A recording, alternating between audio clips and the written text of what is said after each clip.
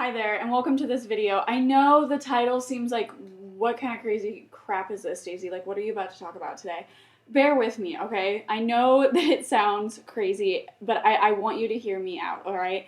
And I do want to preface this by saying that medication is okay, okay? By no means is delusion and gratitude only going to get you through a true mental health diagnosis, okay? There are going to be points in your life at certain times in your life or your journey that you may need medication to help aid and guide you through that disease. Medication is okay. I did a whole episode on my podcast about why taking medication is okay. And you guys probably don't know this about me. When I was 17 was the first time I ever went on an antidepressant. And I stopped taking that about 7 years ago.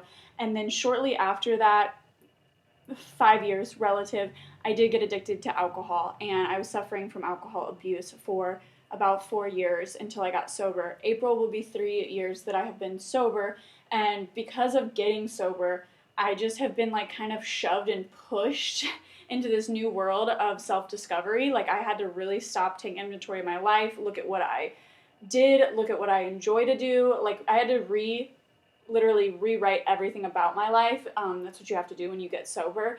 But even because of that, in my early 20s, that I was suffering from addiction, that's really when you're supposed to figure out who you are and what you like to do. And I just didn't do that. I just put my whole life on a stop, like on a complete halt. So I've had a lot of catching up to do, and seasonal depression specifically is something I struggled with as early as last year.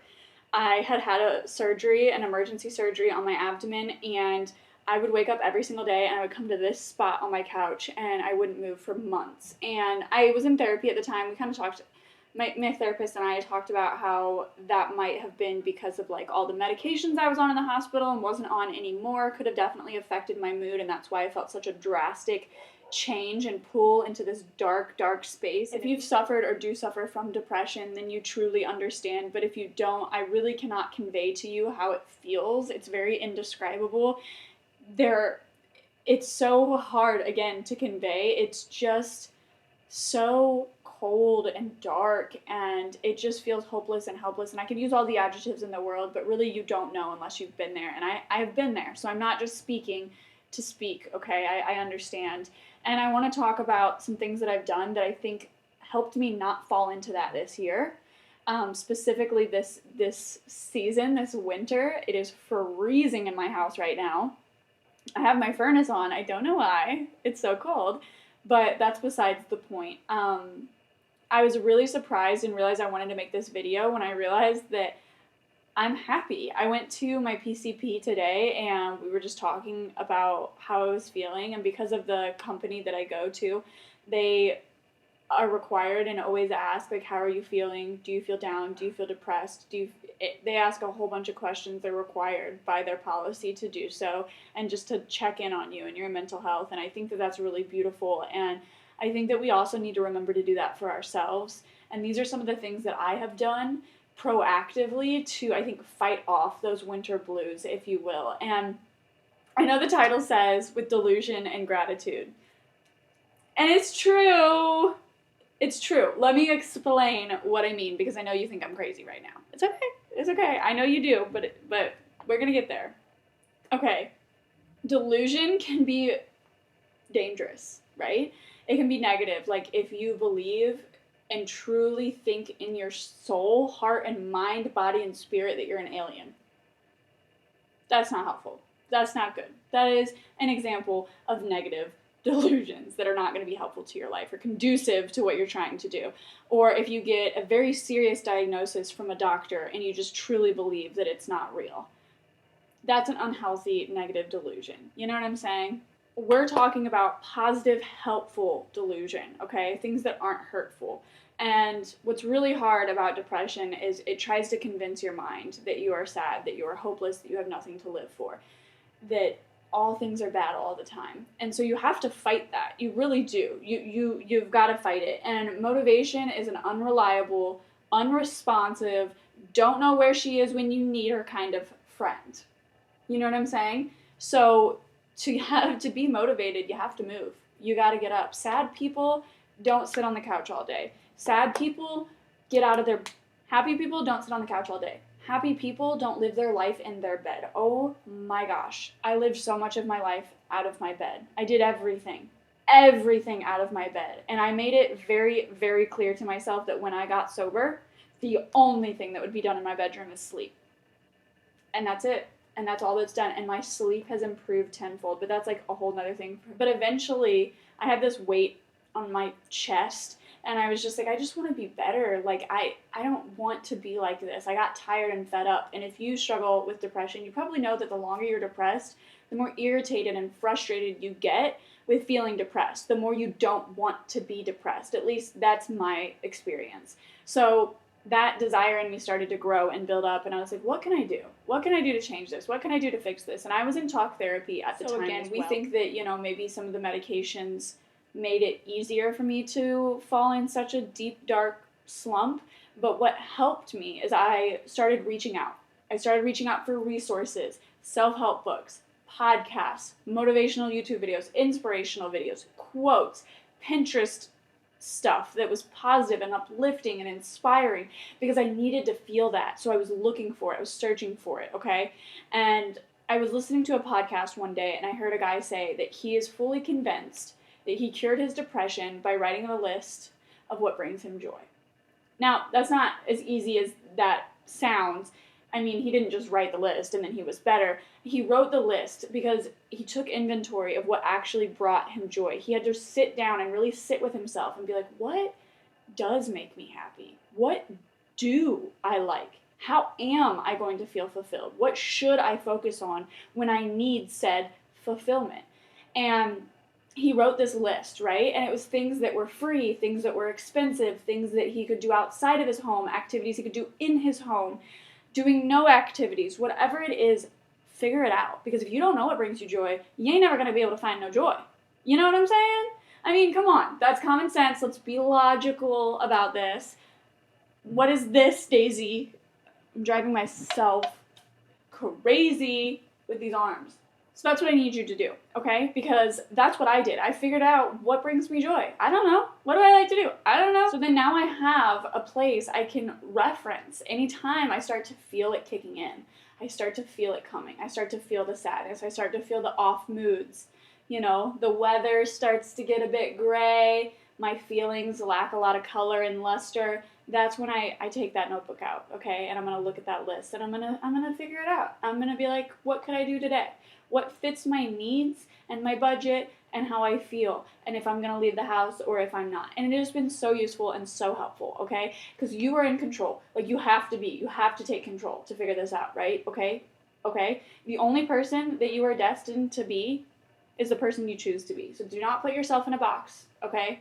You have to restructure your mind, and when you really sit back and reframe and look at how you're thinking and how you're approaching things and how your mindset is, you can challenge it and then you can improve on it, okay? And that's how you start. It's so easy. And maybe you don't want to write it down with a pen and a piece of paper. Okay, write it down in your notes app. I don't care, but I'm serious, write it down. It makes a difference. Now you have something to reference all the time, anytime you need to. Anytime you need to. And it's all for you. That's why sometimes I talk about how interesting it is to me and how grateful I am that manifestation is kind of like a trendy pop-off word right now. And if you don't believe in manifestation, that's okay. I just think that it's really valuable for those people who have kept and put themselves in a box to think outside of what they are and who they are and can believe in more than who they are and what they thought they could be. That's beautiful. You should always want to be better and find things that make you want to be better. That's a great place to be. It's a great place to start. So the next thing is gratitude. So being a little bit delusional in a good, positive way about who you can be, what you can do, how to do this, how to get out of this funk is a positive way to control your mind. You know what I'm saying? You have to have control of your mind. Take control of it. If you have to be a little delulu, a little crazy, a little woo in the noggin, whatever it may be, to do that, do it, okay?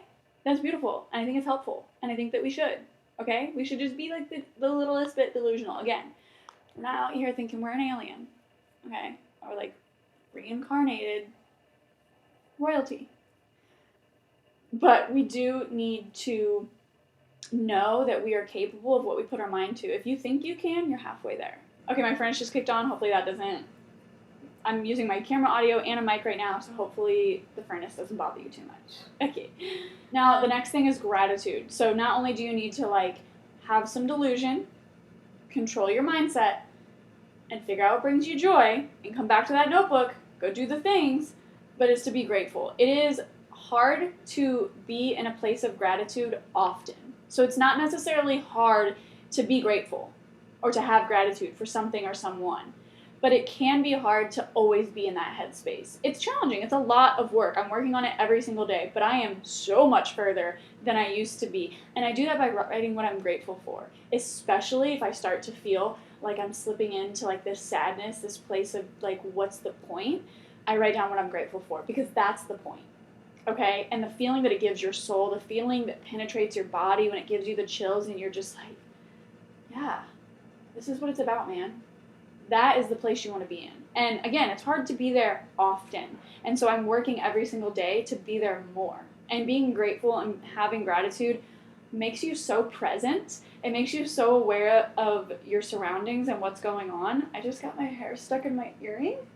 I'm not very grateful for that. This is also the second time I tried to film this video because the mailman interrupted me. And the first time just had like 16 interruptions with my dogs, and my phone is blowing up for no reason, but it's fine. It's fine. We're going to be grateful. And another thing about gratitude leading you to happiness, okay, is that it is so hard if you're constantly reframing how you look at things, how you view things, what the good is, where the silver lining is. There's always a blessing to be found. It is so hard to get angry and frustrated. I mean, there's still annoyance. There's still sadness. You're still going to feel human emotions, but I cannot tell you, I can tell you the last time I was depressed, and it was last October, all the way well into February, March, actually. It was bad. It was half my year, where I was just doing nothing, doing a whole lot of nothing, and I'm not proud of that. I'm not. But it's the truth. It's real. It's real. And that's what you're going to find here on my channel. So there it is. Not the worst thing I've said online. Not the most embarrassing thing that I've been honest about, if you will. But another thing that helped me so much, I think, not fall into a place of what's the point? Ew, gross. I don't want to do this life thing that much. Like, I just don't have that much zest for life, if you will, is learning new things. Okay, so this summer I learned how to ride a motorcycle, and it's been one of the most exciting, thrilling things to do. Maybe you don't want to learn to ride a motorcycle. Maybe that terrifies you. It terrifies me. But I also am teaching myself how to play piano, because it's something I've talked about for so long. I've always wanted to learn an instrument. I've always wanted it to be piano. I've always talked about getting lessons. I'll afford it then. I'll make time for it then. And you know what? I'm going to teach myself as much as I can. And I told myself that. I was like, I'm just going to buy a decently moderate, medium price. That way it's not like really crappy, but it's also not really good in case I like drop the hobby really quickly. Piano, so that I can practice on it. And having those extra outlets, because makeup has always been my outlet, but now I kind of do it for work, so it can be less of an outlet, it can be less fun, it can be more stressful. I found other things to put my time in and to enjoy, right? Like, I didn't know I enjoyed piano or riding a motorcycle. I never even thought about it. Those weren't on my list when I wrote my list, but now they are, you know what I'm saying? And so exploring and learning new things, honestly, helps you grow older. Like, in a good way. Like, as you're growing older and you're, like, maybe struggling with your age, learning new things will keep you young. It keeps you fresh. No, I mean, it might. I don't know psychologically how that works, but it has helped me a lot when struggling with turning ages that I never thought I would be. And if you've struggled with depression, you probably have had the same mindset at some point. I hope you aren't in the mindset right now.